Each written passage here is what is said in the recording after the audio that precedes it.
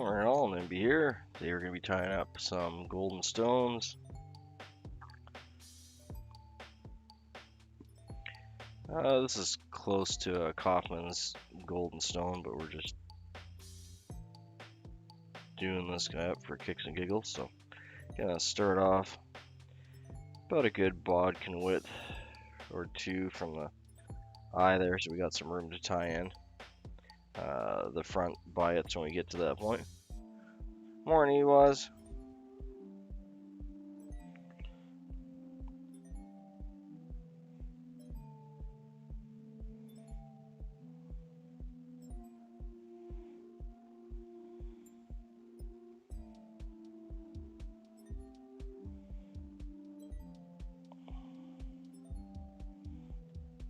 I'm gonna bring it right back to the barb on the hook there. Get about 3 wraps in to lock that in. And I'm gonna make a little thread bump right at that point with about another 6 wraps or so. Doesn't have to be crazy big, but this is just to spread out the biots. That'll probably do. And we're going to be using kind of a golden brown theme for this one. You can tie these anywhere from like a gray to a black to a dark brown. This one's actually a large golden stonefly.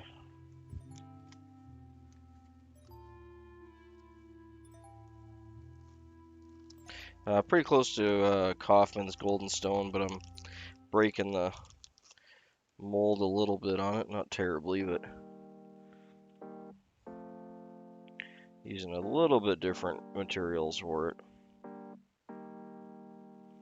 But it'll look the same in the end. So 6 one half dozen the other. Okay, so we got some really nice golden biots.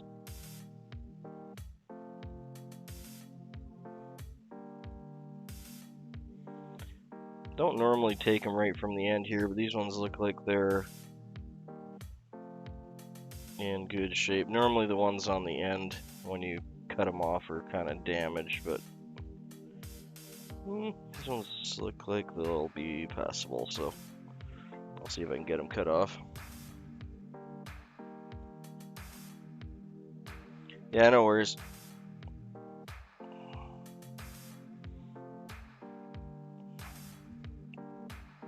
Yeah, the golden stones are generally tied on a fairly long shank hook, so I'm just using a, what are we using? A size 6 long shank Aberdeen. But you can tie this on a multitude of other shanked hooks. So these are the ones we're going to tie in for the tail. Just give me a second here to get my materials kind of organized because I got them all over.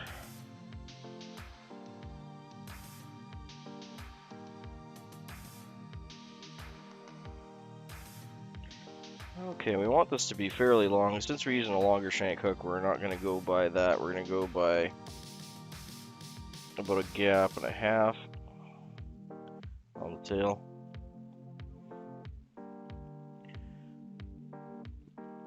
Just in general, I like to have most of my nymphs with a fairly long tail in any event, because they always seem to get nipped off.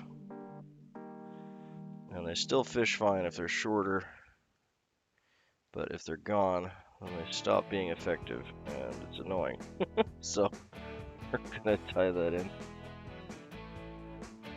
a little bit on the longer side.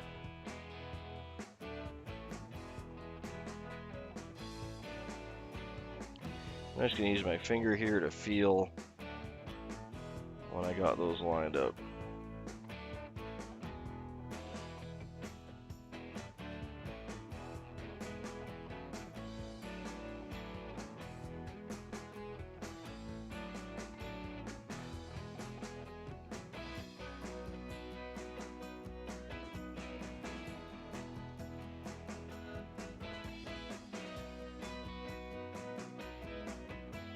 There we go. Yeah, that's a nice spread. I like that. It's nice and even. Yes, Stream Elements bot, I will eventually fix you. I promise. At some point.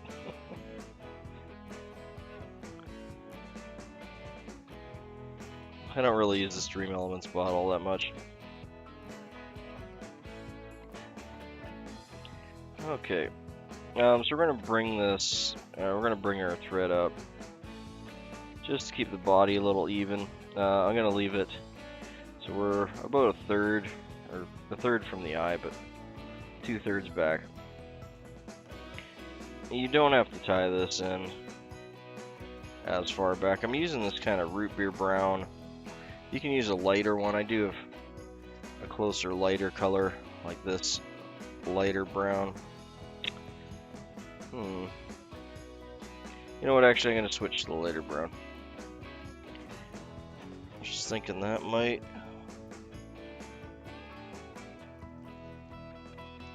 That's the body color I'm gonna use there. So I was just thinking that this might be too close of a color for the body for it to.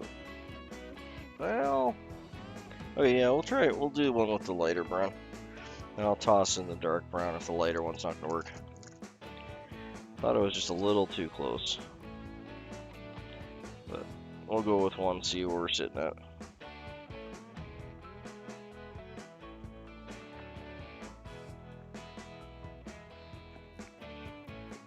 So let me fight with this for a sec.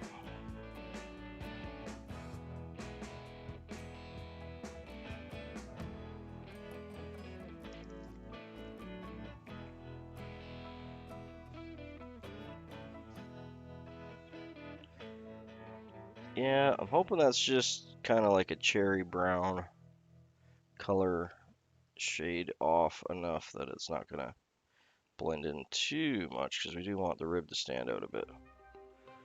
But if it is too close color, we'll do the next one in that root beer brown. I'm just going to tie this in. Just going for an even tie-in so we're not mucking the body up too much with any lumps. So I'm going to tie it in that length there. I'm going to leave the front part because we're going to be tying in all of our thorax caps up top here.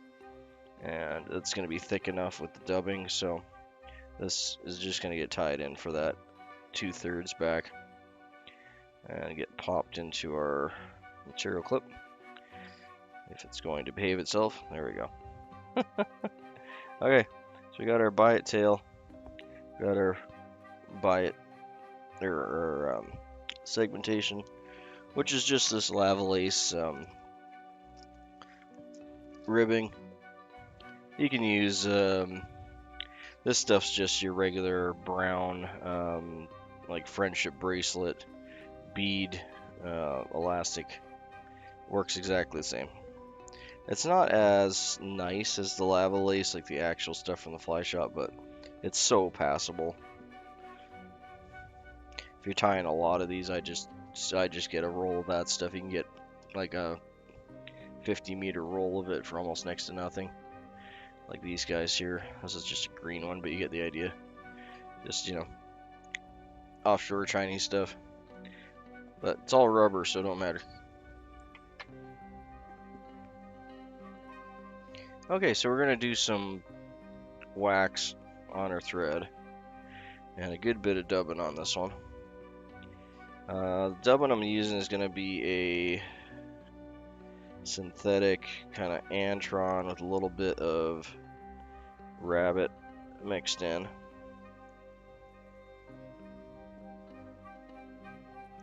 You can use anything you got that's the right coloration. About that much will do.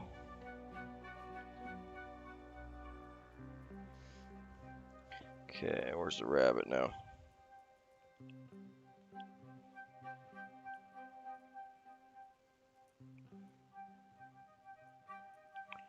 Let's see, that's a little too light.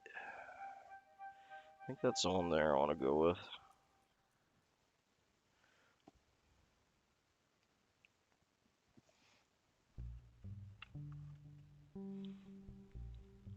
Hey, Muddy, good to see you, mate.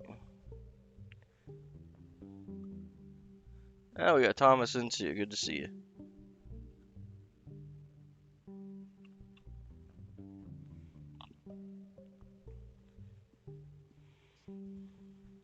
This one's a synthetic.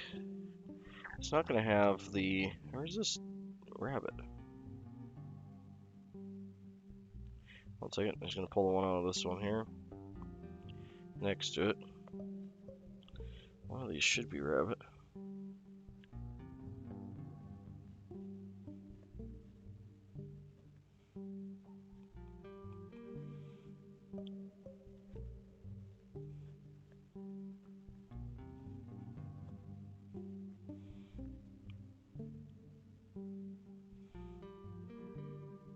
Okay.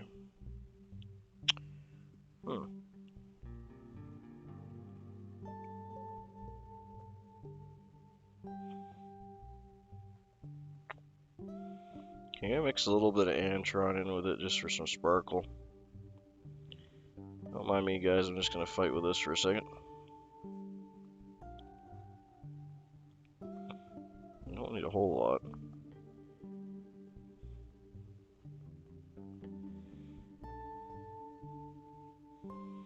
Okay, so that's kind of what we're shooting with there. And mix all those guys together. I think I'll throw a little bit of beaver in there, just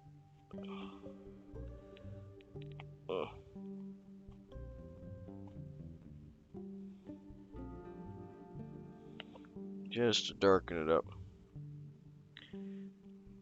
Give it a little bit of... Those are the three we're going to mix together there. I don't know if I can recreate that again, but we're going to go with that.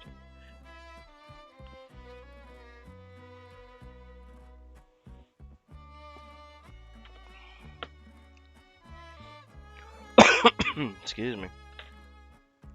Still getting over that flu cold thing. One second, guys. Get some tea. Morning. Cheers.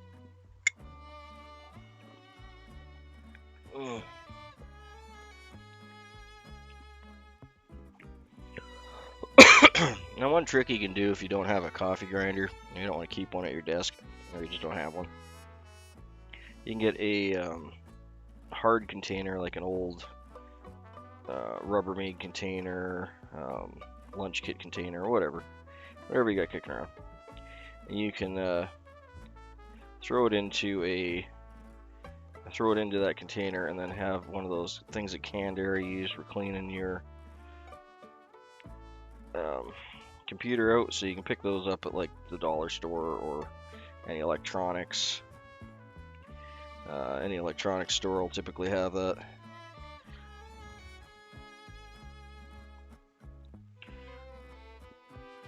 Throw it in there, spray it around with the canned air, and it'll fluff it all up almost perfectly. And the temperature difference will help to separate the fibers, so you don't end up with like little chunks like I got right there that I got to pull out and separate.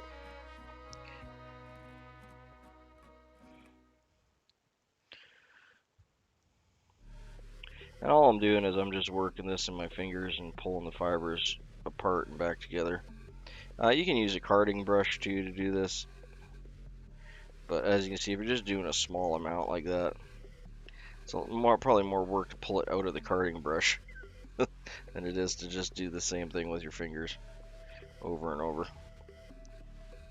So this should give us a nice kind of dirty, we got a little Antron in there, we got some UV mixed in, and we got a little bit of beaver, which is not behaving as well as I'd like it to. But I wanted the beaver to kind of give me that little dark molted spots that they get. I don't necessarily want the beaver to be fully mixed in, but I do want it to be mixed in better than it's getting mixed.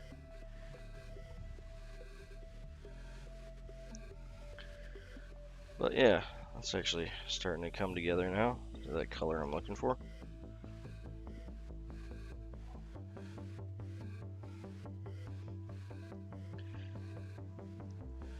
You want to kind of just roll it in your one finger and pull chunks out on the other, and that'll separate these. It'll separate the chunks and then kind of reform them. And after a minute or so, you should get a pretty cohesive lump of fluff. And again, you don't want it perfect because this is probably going to be enough to do 2 or 3 flies actually. There you go. So now we got a nice colored lump with a few different variations in color in there. We don't want it to be a perfect shade because nature rarely is. And sometimes you can end up with a happy little accident. Sometimes it'll look bad, but then you can just dub it back up again, or, you know, it's your fly, right? You do what you want to do. But there we go. So now we got this nice color. I think that's going to go really good with this. It's got, you can see the UV flecking off in there just a little bit, right? We're not going for like a UV intensive fly, but a little bit helps. Don't need anything crazy. I'm going to rip off little pieces here, and we're going to dub this in.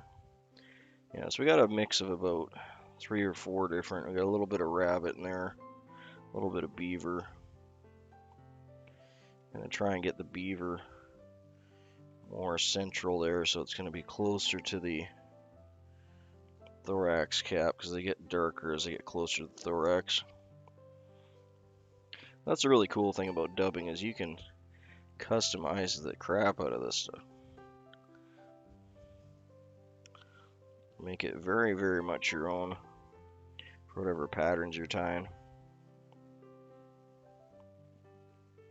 This should dub wonderfully, to be honest. All these materials. I don't put stuff terribly too often in my dubbing kit that doesn't dub well. It's just, if it doesn't dub well, it doesn't end up in my dubbing kit. I'll still use it, it just doesn't end up in the kit. I want to leave it a little bit thicker right in this midsection, because that's where the body is. I want it thin right up top here for the first, I don't know, 5 or 6 wraps or so on the tail. That's good.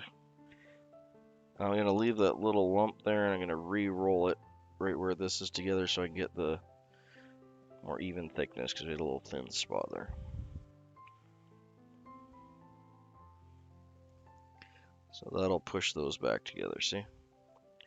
That'll even that out a little bit. Feels like I could have probably used a little bit more wax on there. But that's good. We want it to be a little puffy. I don't want like a super tight noodle.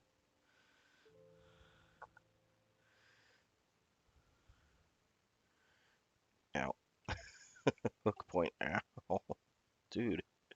Sharp little bugger. Okay.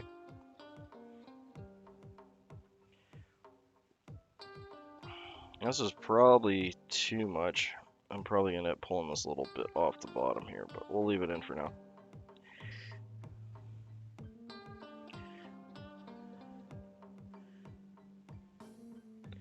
Okay.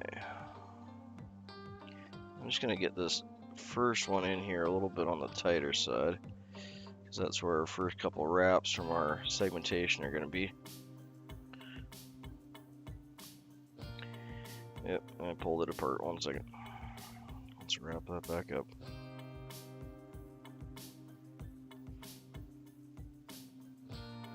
And the segmented floss is going to pin this down really well anyway, so don't have to worry too much.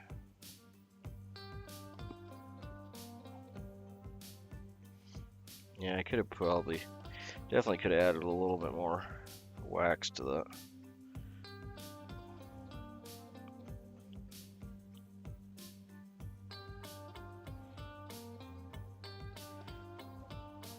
These are, as far as these type of nymphs go, they're a little bit on the thinner side. If I was doing a dragonfly or what have you, I would be, yeah, a lot more than I needed on there. Okay, we're going to save this because we do need that for the next steps here anyway. So I'm just going to pull that off. Yeah, another nice thing about dubbing, you can change it up.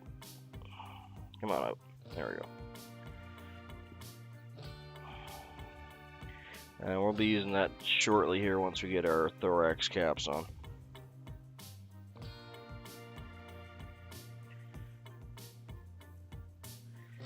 Come on, buddy.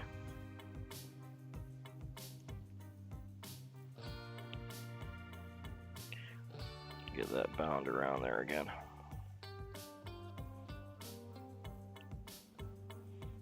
There we are. And you want to leave that third here for putting in the thorax caps, and you want to leave some space for the front for your front biots for the horns.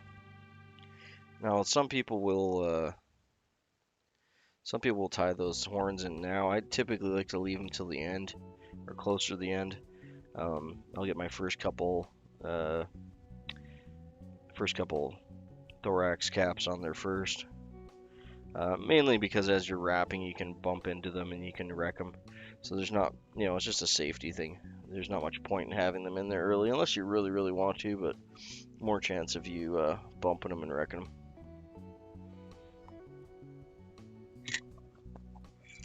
Cheers.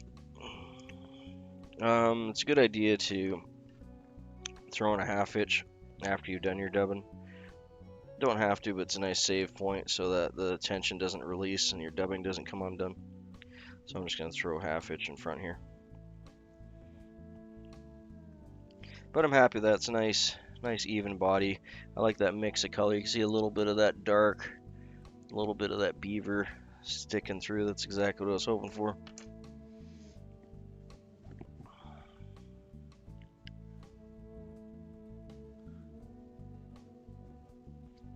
Okay, and we're gonna get to our thorax caps here. Oh, sorry. Actually, we're gonna get to our ribbing first.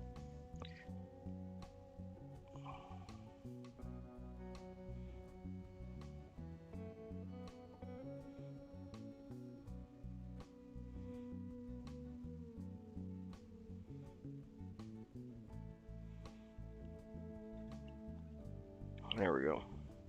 Yeah, actually that color worked out good. I was worried it was going to be a little too light, but I can still see the ribbing pretty good on that.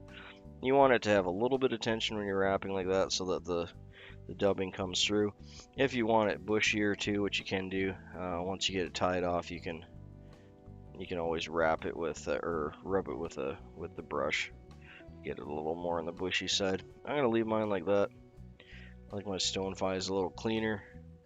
They tend to bush up as you fish them and cast them anyway, so I'm not too worried about it. We'll save that for the next one though. I should have enough out of that one for 2. Okay, so I got these leftover turkey slits already cut up from another stonefly I was tying. You can get quite a few out of one slit. There's a few ways about going and preparing these. So you want to have them the width of your hook gap. So you can see this is hook gap width. It's normally right about the money shot.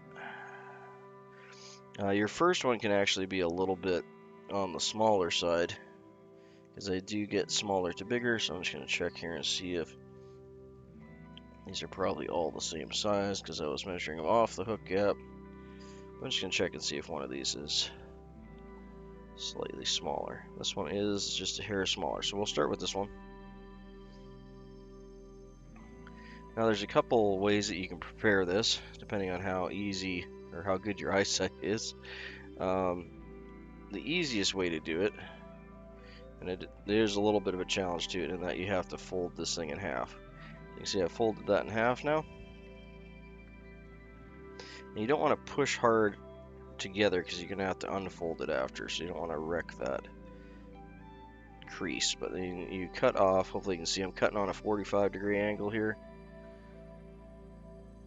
Like that, making a nice little tip. Okay. And then I'm going to gently let it unfold. And that'll give you a wonderful little V. If you can see that, I'll try and get on the white of my shirt there. There we go. See the little V?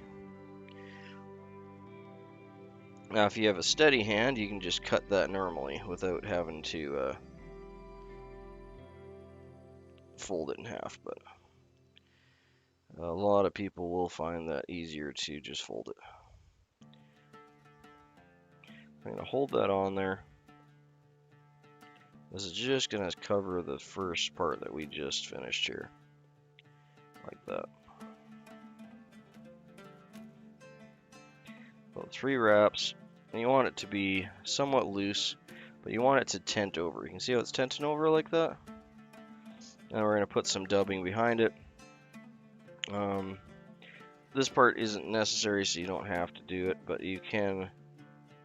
It'll just make it a little more stable for you.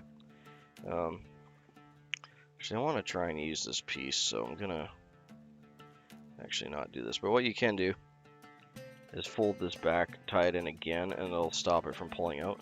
I don't typically have that problem because I'm going to cut it a bit long and then tie it in.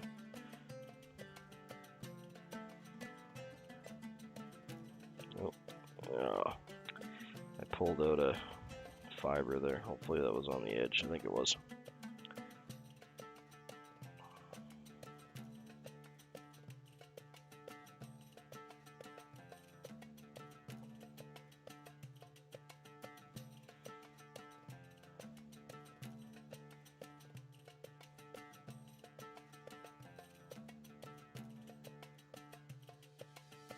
Hey, enjoy your work, mate.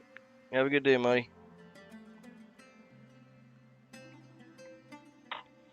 And we rinse and repeat this 3 times here. We'll grab another little bit of dubbing, a little bit of wax. We'll dub over top of that now. After the second one, this is when I'm going to tie in my horns. Again, just so I don't bump them. And we really don't need a whole lot of dubbing. Like, that's honestly probably too much, but yeah, I'm going to pull off some of that. There we go. Just need a whiff to go between the two thorax points.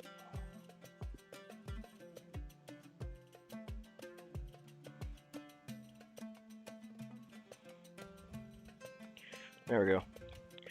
I find that if you have a elongated noodle with like a little lump in the middle, so it's fatter in the middle and then tighter on either end, it'll tie in a little better for you, and it's not going to move around as much. I want to get it right on that point where we tied it in, just like that. There we go. See? And I'll get the next one. And after this next one, I will tie in the horns for it.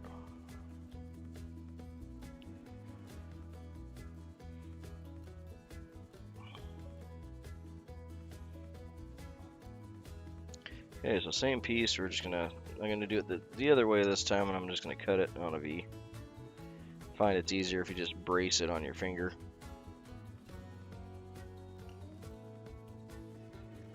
Cut to the middle, switch angles, cut to the middle, just like that. Pop out the middle, your little V. That wasn't as clean as the other one. The nice thing about folding it in half is you do get a really even, obviously exactly symmetrical V. There we go.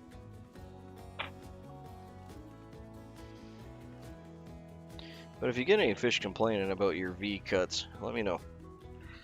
I'll have a word with them.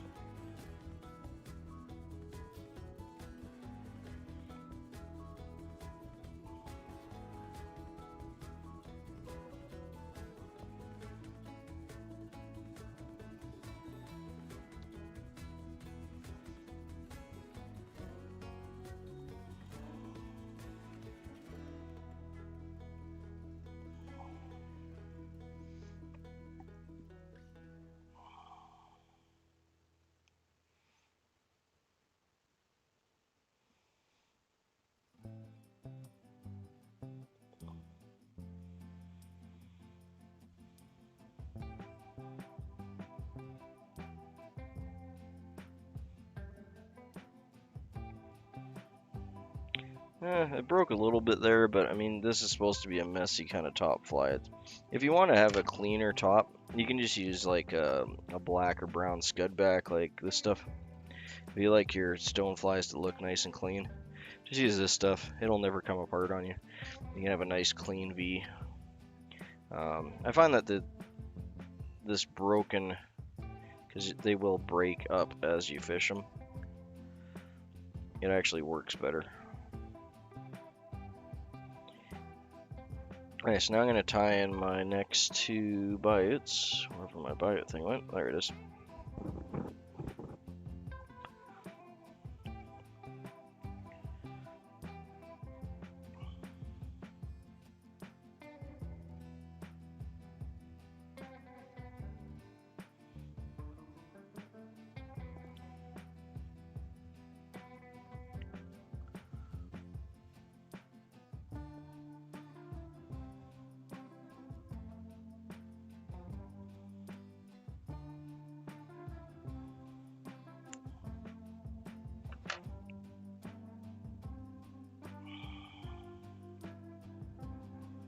Okay, got 2 bites there.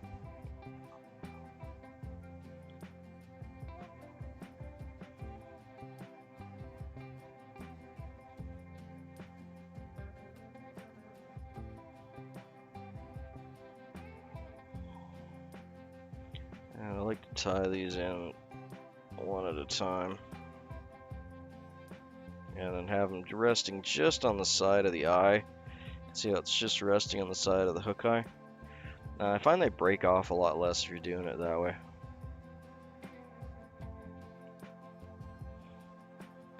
And if you tie them in at this point too, then your cutoff points for the biots are going to be hidden by the dubbing that you put in next. So that helps as well.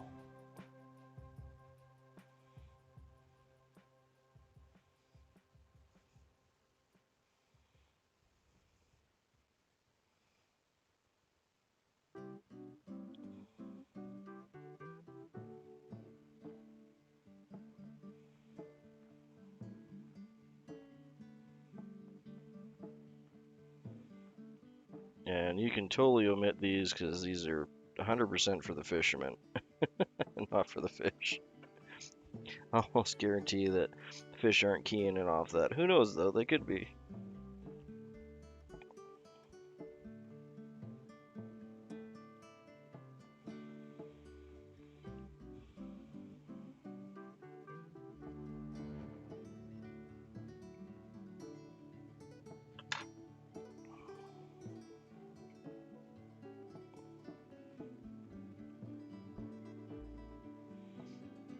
Okay. So now we're going to put a little whiff of our dubbing again. And then we'll get our last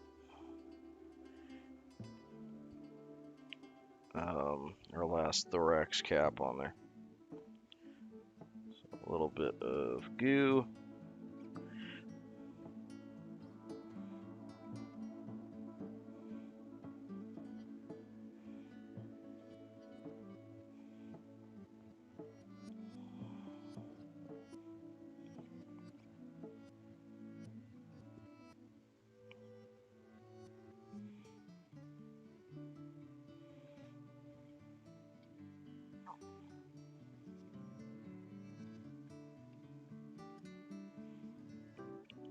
Let's bring my thread up a little bit. Come on, you. There we go.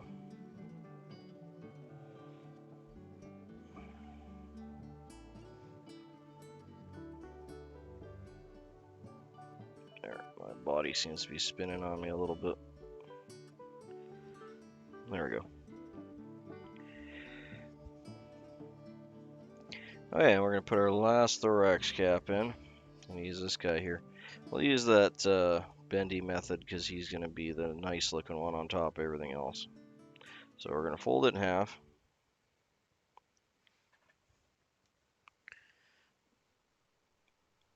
And cut it on a nice angle. Like so. Nice sharp cut. There, hopefully you can see that.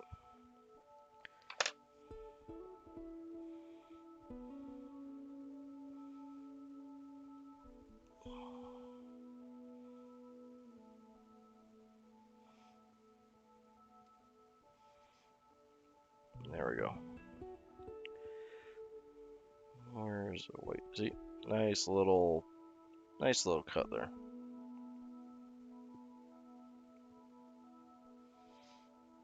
I'm gonna lay that right on top, just short of the last one.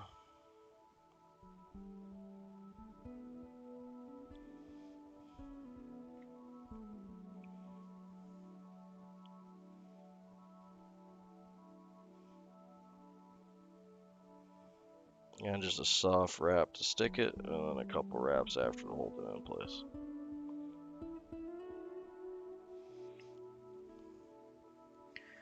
There we go. So you get that really nice, like it looks dirty, but man, does that ever work well when it gets in the bottom water, because it acts as legs and all sorts of stuff. But like I was saying, if you want a really clean looking, you want the segmented stacked backs for your stonefly, just use a synthetic. But I find that they key in much better on this stuff. Okay, so what I'm going to do for this, I'm going to pull it back. Not sure where this red fluff is coming from, but it's kind of annoying me. I'm going to pull this back and I'm going to tie it off. And then cut it off. There we go.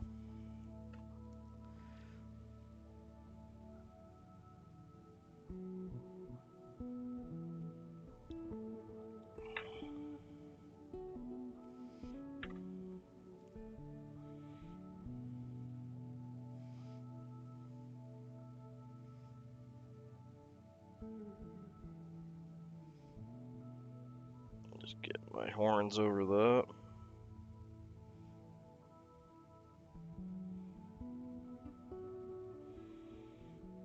Okay, 1/2 inch.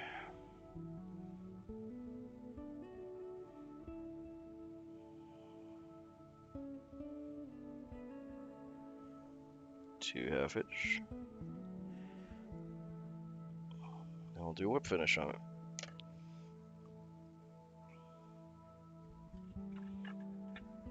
Why don't we do that for kicks and giggles? For the next one, we'll use the synthetic. We'll use the synthetic brown, and I'll go with a darker brown. We'll go with a darker brown rib in the synthetic top. You guys can see the difference between the two.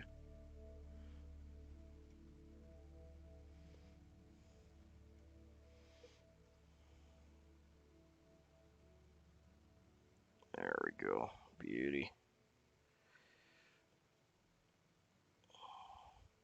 Yeah, I'm happy that turned out real well. I'm really happy with that one. That's a nice stonefly. Look at that. I would fish that, no problem. Happy.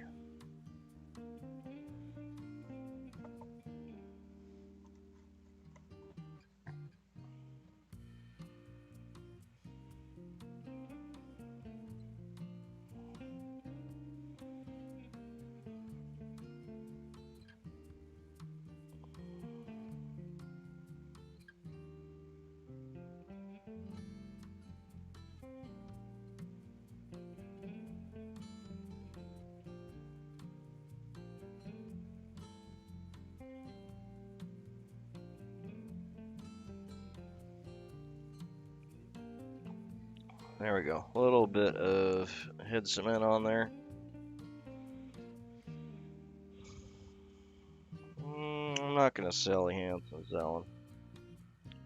Oh, doing well. Hey Tyler, good to have you in, mate. Here's a nice golden stonefly I just finished up. What do you think? Hi, it's a wonderful little dude. Really happy with that one.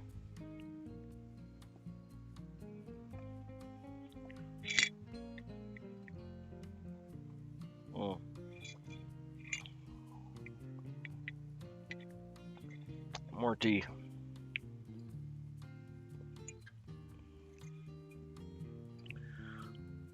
Yeah, that's gorgeous. I'm happy. That's a really nice little stonefly.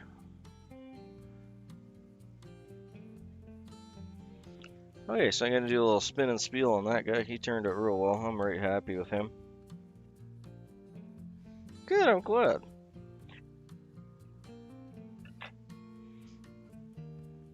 Yeah, it's always good when you have a nice sunny day. Thank you. Good.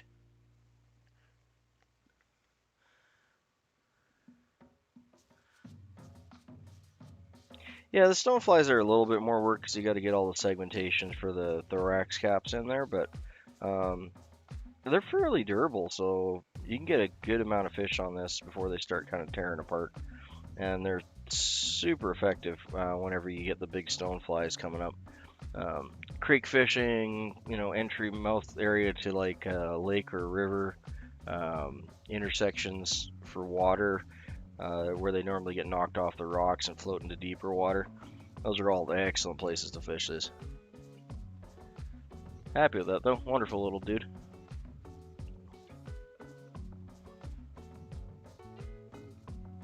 Okay, so just gonna do my spin and spiel here like always, so just be a moment.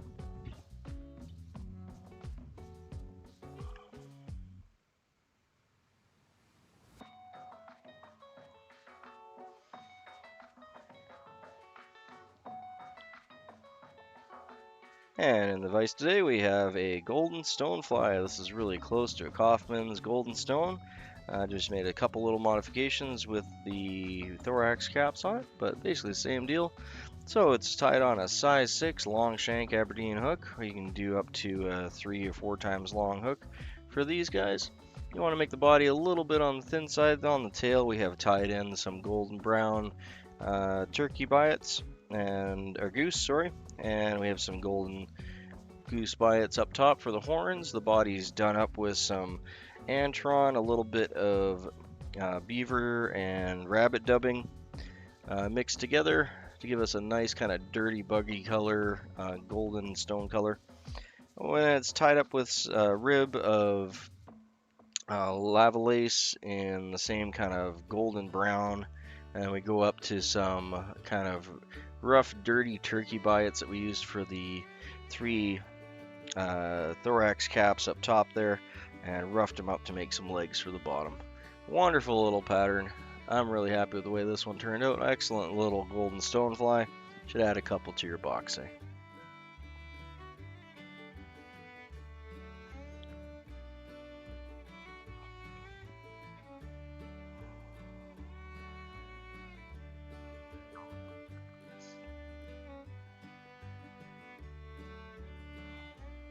Hey Cleveland, haven't seen you in a bit. Good to see you, mate. Just did up a golden stonefly. Gonna do up another one with some synthetics.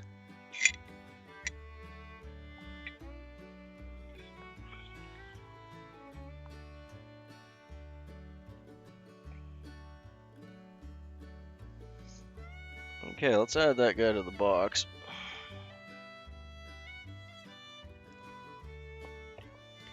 He's a keeper.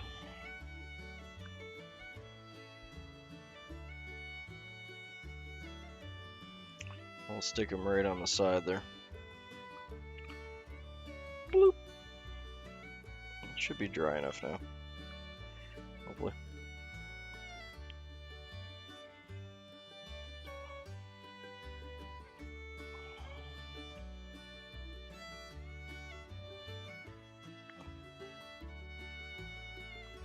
There we go. That's gonna be his little home for now. I'll put a few partners beside him.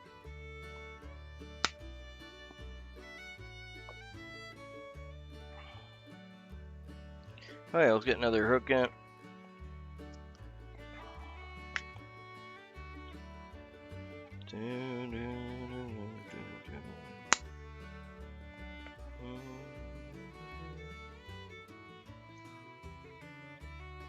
I'm gonna stick with the same golden colored buyouts, but we'll switch up the thorax material for synthetics and change the little bit of the tying procedure like we're talking about with the first one.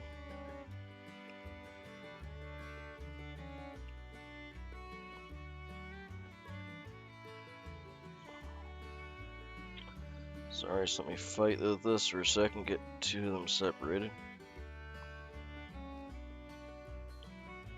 There we go.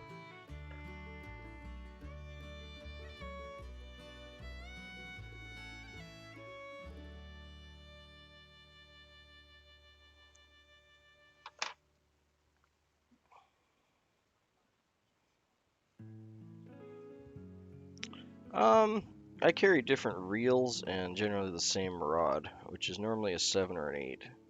But I have many different rods, but generally just carry one rod with me when I go out. Sometimes two, depending where I'm going fishing. Like if I'm bringing my canoe, I'll bring one heavier rod that works better typically for trolling. Because a lot of times I like to just kind of troll around the lake and just drag a fly behind me with some sinking line. And then I can forget about, forget about everything and just let the lake do all the work as I'm checking out the reeds and everything else. Kind of like a moderate sinking line is normally good. I'll drag like a stonefly or a dragonfly nymph typically, or a leech on the stiff rod. And by stiff, I mean generally it's just one of my cheaper, entry-level fly rods that doesn't cast as well, and they actually work better for trolling.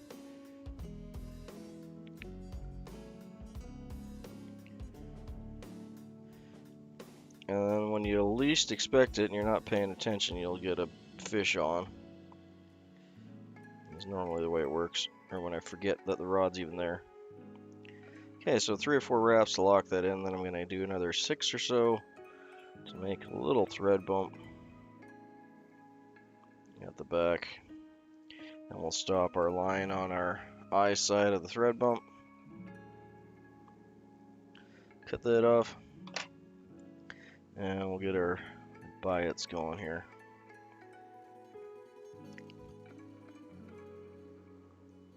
But if I'm just going out like to a lake and I know I'm just casting, or a river especially, I'll just bring one rod and several reels with different line on them. And a lot of times I won't bring my whole fly box, I'll just bring 1 or 2 types of flies and that'll be it. So we're going to go for a gap length and a half since our shank is so long on this one. So right about there.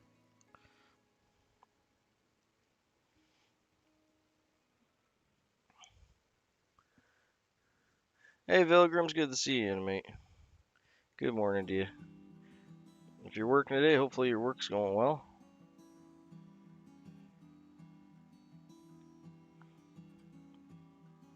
Yeah, happy with that one. That'll do.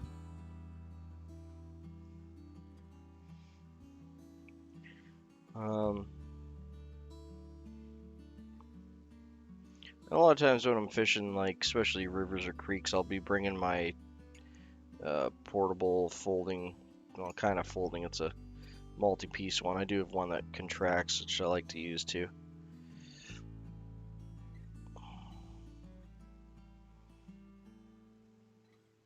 So much gear, and I normally use like 2 things every time I go out. That's the way it ends up being, right?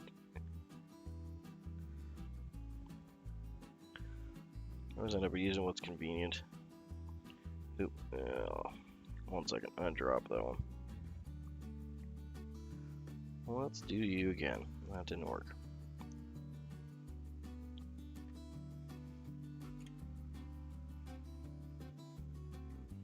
You can use your finger to feel the tips so you get them just right smack on perfect. Because if you don't get them perfect, the fish won't bite it and you'll cry. And that's embarrassing.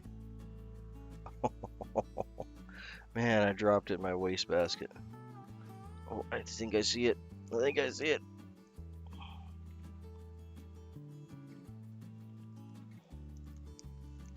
No, I did see it, and then of course it jumped into the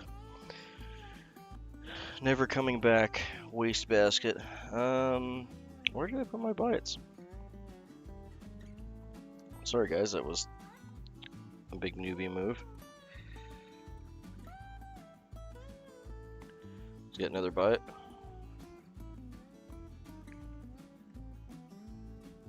Yeah, bites. I love tying with bites, but yeah, they can be a real pain in the butt. They're such a cool material, though. They're like one of my favorite things to tie with.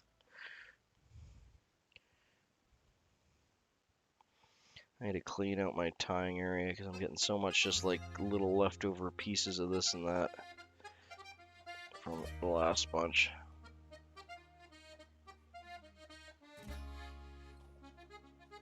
Oh, cool.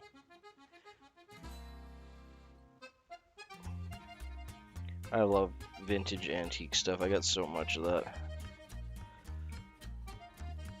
Some of it's really good, some of it didn't catch on for a reason. I have a really cool old, it's technically a spinning rod, but it's all made out of stainless steel, like the whole rod. It's just like one piece of stainless steel. It is so cool. And even the like thread that's used to hold the thread that's used to hold like the guide, the eyes on the rod and everything, is all stainless steel. It's really cool. And it's heavy, but it's like not at the same time. It's really hard to describe because it's obviously it's made out of steel. It's not like graphite or something. But it has like the weirdest, like most interesting action to it when you're casting it. And it's just a spinning rod. It's not a fly rod, but it is super cool. I always get a lot of people ask me about it whenever I take it places. And it's very vintage, and it's like, unfortunately, the case it came in is like falling apart now because it's so old. We're just gonna bring our thread up, and we're gonna go to the 2/3 point, right where we're gonna be starting our thorax caps going back, and we're gonna tie in our we're gonna tie in our lace. Like I was saying, we're gonna switch over to a different. We're gonna do more synthetics on this one. Yeah, exactly. It's really cool. I should do a little video on it just because it's so interesting. But yeah, it's like 100% stainless steel, and it like the rod, it doesn't come apart. It's all one piece. Like the whole, it doesn't fold up, unfortunately. But it's not super long either. So it's still like you can still put it in your car or something. But like there's no ferrule, there's no coming apart point on it. It's all one piece of steel. It's really neat. I don't think if it wasn't one piece of steel that it would work so well, because the feedback you get from that, like I can see the idea, the person that came up with that idea. I can see where they were going with it for sure, because you get a lot of really good feedback. Yeah, give or take about 6 feet. Yeah. It comes apart at the handle where you put your reel in, so you lose about, I don't know, a foot and a half or so. That part comes off, so it's a little bit shorter, but I mean it's still it's still a lengthy thing. But it's a really cool. I haven't seen another one like it, and I don't know if I will. I'm not even sure exactly what the company is. I don't think. I'm not sure if the company is stamped on. I'll have to check next time. Okay, so with the last one, we mixed up our dubbing. So this was a little bit of rabbit, a little bit of antron, a little bit of sparkle dub, and a little bit of beaver.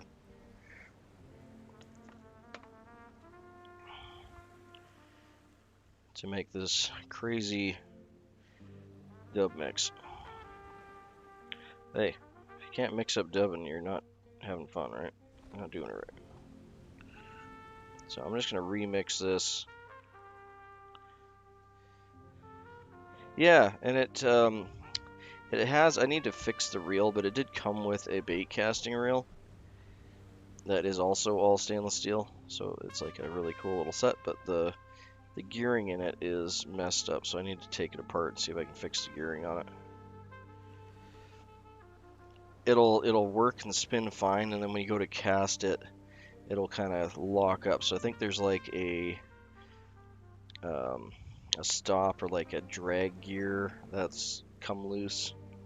Because as soon as you try to cast it, it'll cast, but then it won't reel back in. But I'm a little bit worried about taking it apart because there's, like I said, a lot of it's kind of designed to not be taken apart. There's not a lot of, there's a few screw holes on the outside, but I think a lot of it's kind of pressed slash face plated together.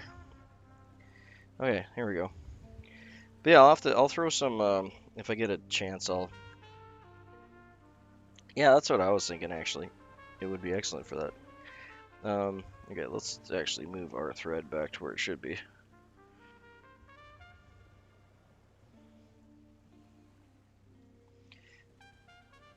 Yeah, because it's not going to rust.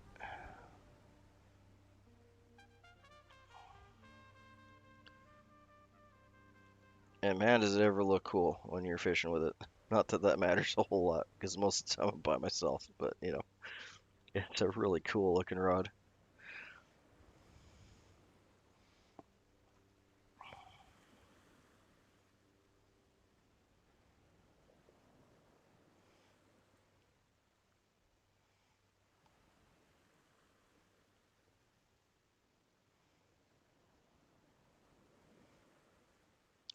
It was a little chunkier than the last one, but I think we'll make do.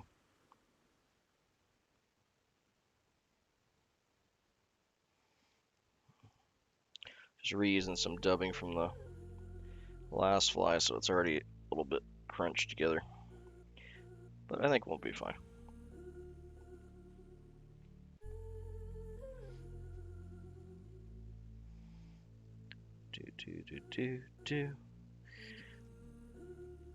That's kind of a spring project for me. I want to get into all my vintage stuff because I got so much really cool vintage stuff I want to share with everyone.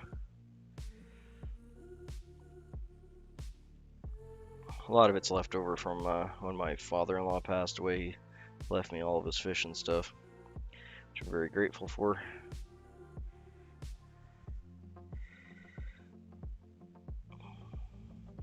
So he would very much like it if I shared it with everyone.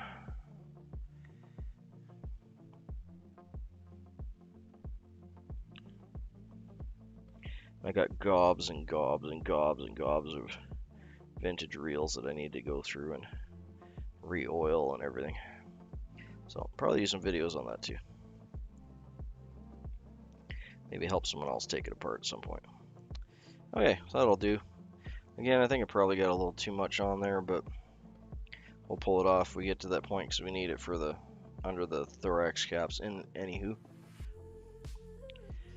I'll spin this up.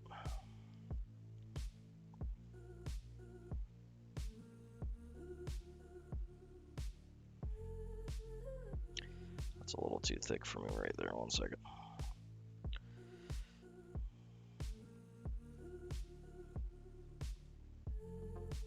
I like to have it thinner right by the tail.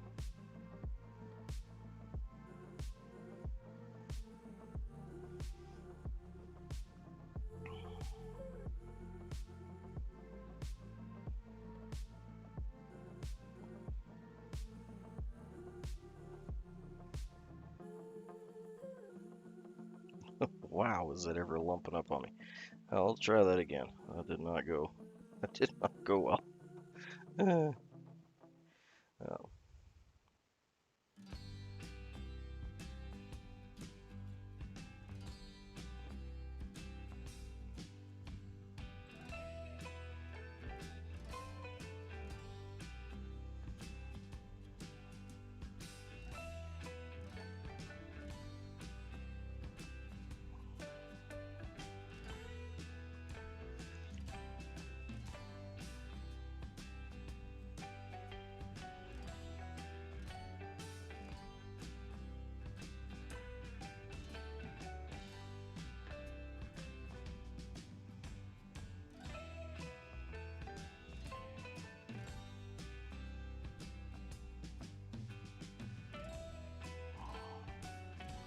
Alright, well, this guy's gonna be a little on the fatter side, I guess.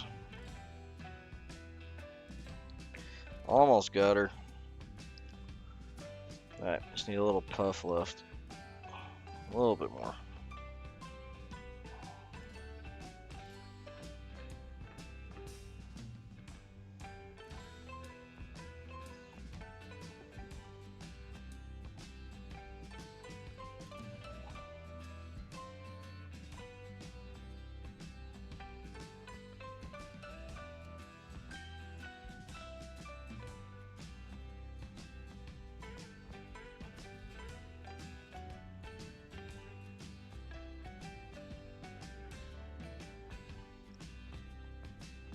There we go.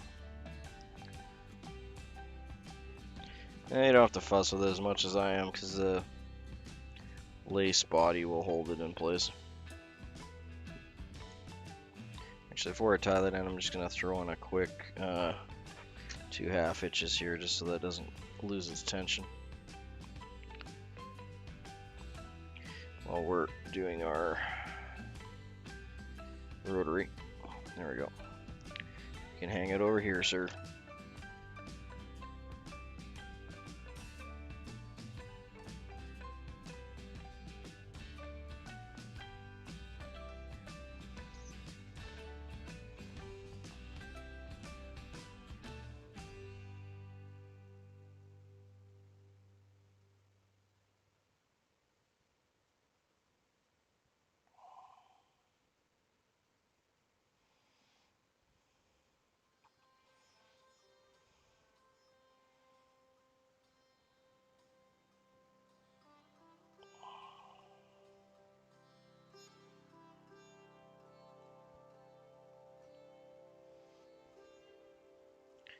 Oh,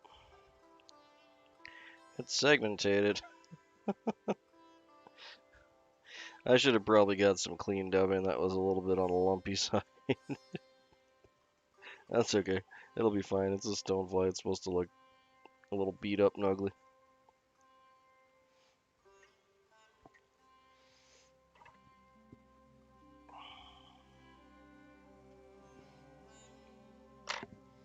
Okay, so for this, we're going to use the scud back like we were talking about. So this is a little bit easier to work with than the turkey tails, although you're going to end up with a different look. I might throw some of the turkey tails underneath, actually, just for some legs, but...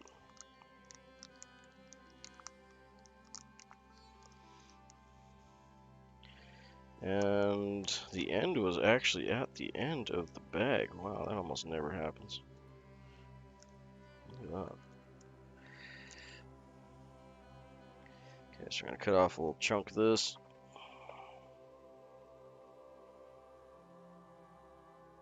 You can use Swiss straw too. We're just going with the synthetic look for this one. But I do have a chunk of Swiss straw, so I'll show you. There's your Swiss straw. There's your synthetic. So you get a little bit more character with this one. A little more flash. Okay, so again, we're going to take this, fold it in half. This is easier to do with this one. Fold it in half, cut it on a 45.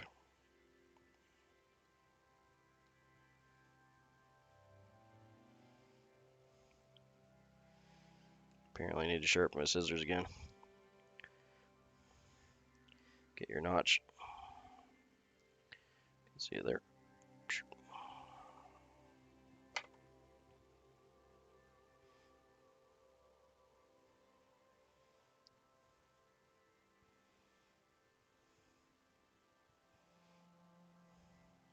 If you hold it a little bit on your side as you're turning, because the synthetic likes to curl over, you'll get it in there nice and straight like that. See? And you get that nice clean thorax cap with this stuff. And you don't need to worry about folding it back, because you can just cut it off with a little bit of a stub and then tie that in, and it shouldn't go nowhere.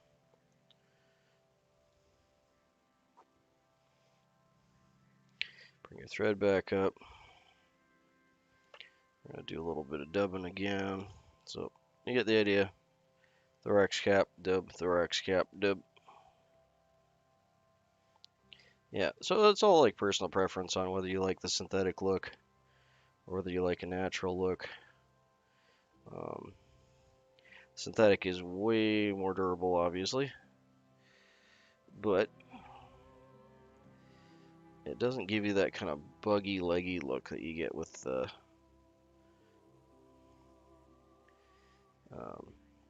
natural. Okay, there we go. That's a little better.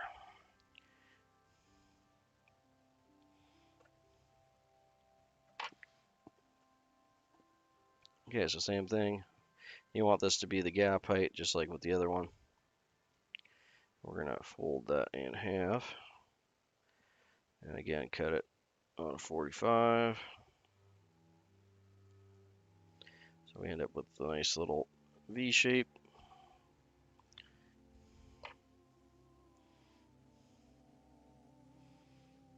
Yeah, we're gonna lay that on top there again. So it's just in between the two.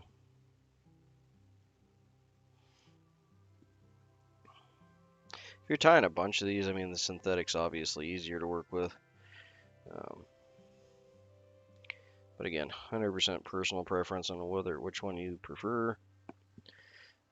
They have their ups and downs.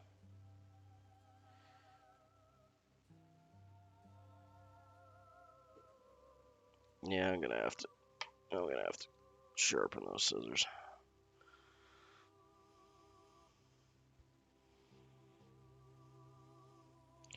Okay, so at this point, once I tie this in a bit there, I'm gonna get my front biots in, and then do the last cap after that. That'll hide the biot tie-in and make them a little bit more secure. Some people, like we were talking about before, like to tie them in, which is fine. That's personal preference, but some people like to tie them in at the start when you're tying in your tail. You can definitely go that way. Come on, buddy. Stop fighting me. There we go. You can definitely go that way. Like I was saying in the first fly, the downside of doing it that way is if you bump them with your bobbin or your hand or anything else while you're tying it, you can damage them pretty easily. So I like to leave them until this point. They're less likely to get damaged. And it's a little easier to get them lined up just the way you want them. I like to have them resting just on the edge of the on the eye. If I can get it to do what I want. Come on, buddy. There we go. Just like that. You can see he's just resting on the edge of the eye. It helps to support it. You can still get your line in there perfectly fine. It helps to support it. Otherwise, they tend to wrap around and break off and do all sorts of stuff you don't want them to be doing. Kind of like a toddler.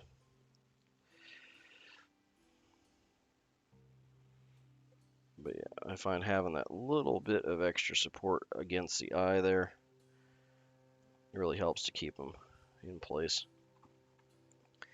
There you go. So you can see they're nice and pointed out. They're right against the metal of the eye. See them on that side. That really seems to help keep them together.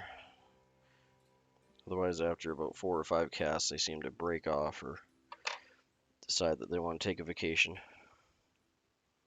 Become part of the ecosystem. Okay, so we're going to take this one here. Same thing. Sometimes folding these in half can be a bit of a pain in the butt, especially on the shorter pieces. They like to fight it. There we go. Got it fold in half.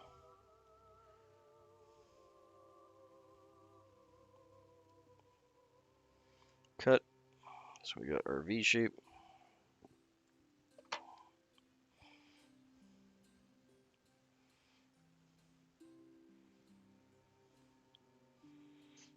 Nope. Sorry, we forgot our last bit of dubbing here. Let's get that in there. Little bit of goo. Probably too much goo, but that's great. Just get it all in the dubbing.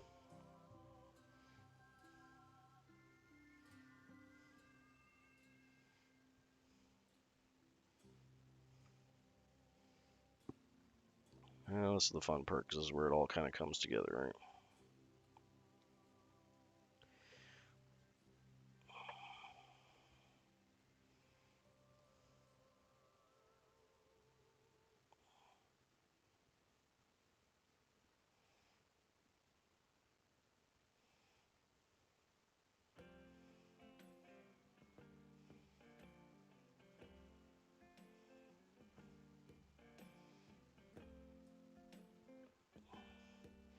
Now, one other neat trick you can do with the synthetic that you can't really do as easily with the turkey, you can, but it's not as easy, is you can take the leftover tip that you have from the biot there, or the leftover tip you have from the thorax cap, fold her back,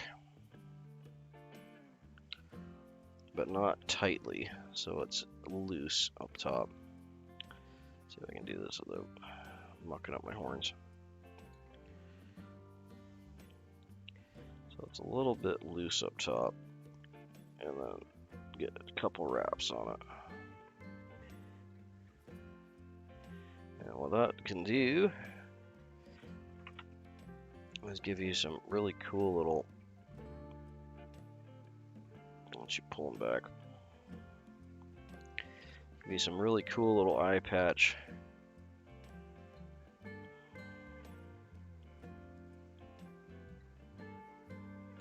There we go.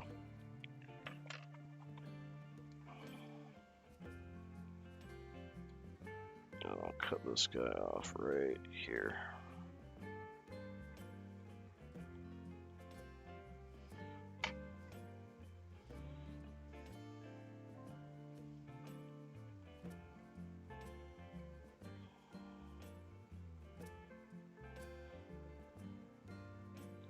There we go. You see, you don't get like the leggy. You can brush out the bottom to give you the look of legs. Or you can even add legs. I'm not going to bother on this one, but you can.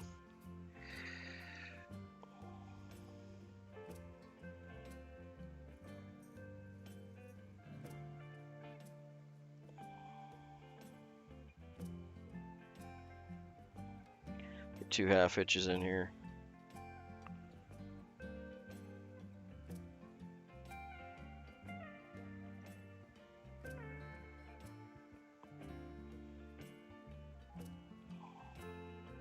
There we go. And the eye looks like it's closed up, but trust me, you can get your line in there fine. It's just a flappy piece of rubber.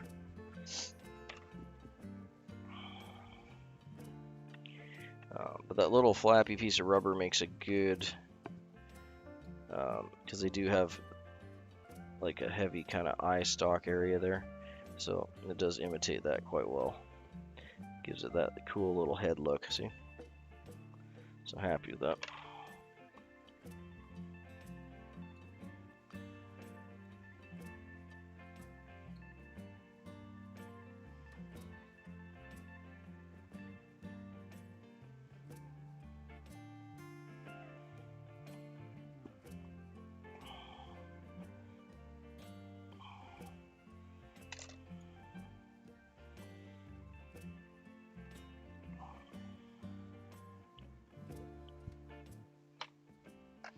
Okay, I'll throw a little head cement on there.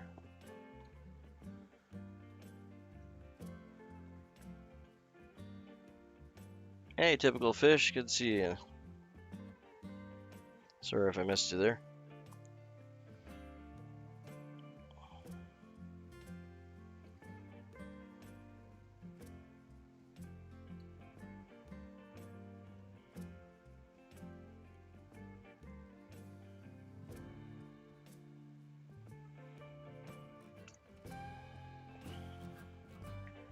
Okay, I think we're gonna do that. I'm gonna brush out this base here just a bit for legs.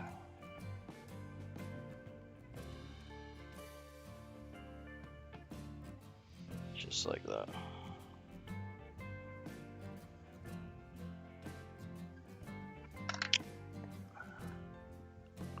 Hey Valhalla, good to have you, mate.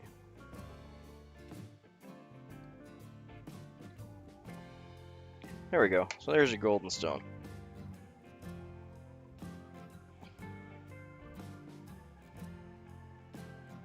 Oh, gonna do my little spin and spiel on it here, but there you go, guys. So that's the difference with the synthetic and the non-synthetic materials. Yeah, I could have done a little bit better job with the wrap on the body there, but yeah, that's fine. It's supposed to be a dirty stonefly anyway.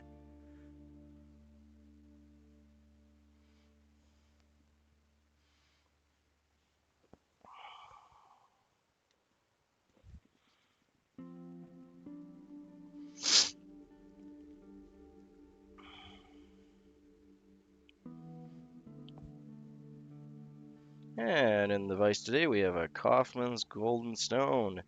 This is tied in with some golden brown biots for the tail, golden brown biots for the horns in the front, and some synthetic body all the way up, Antron, little mix of beaver and other kind of some rabbit for the body dubbing. We have some synthetic, we use synthetic on this one for the wrap all the way up for the segmentation, and synthetic scud back for the thorax caps up top there.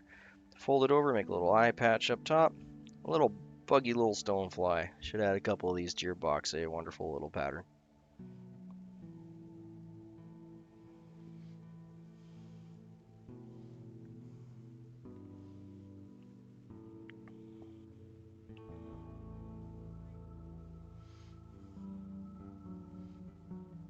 Hey mate, fishing adventure's good to have you in.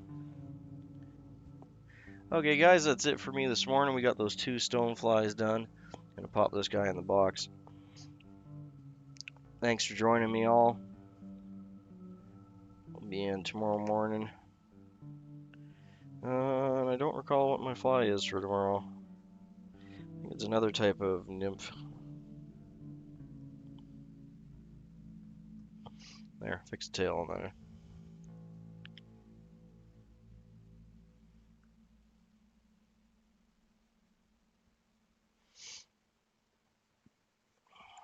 But there's his there's the 2 of them. Well, you can see the natural next to the synthetic. So whatever turns your crank. I think I prefer the natural one myself, but they each have their ups and their downsides. Yeah, take care all. Thanks for hanging out. Always a pleasure. I'll see you guys tomorrow.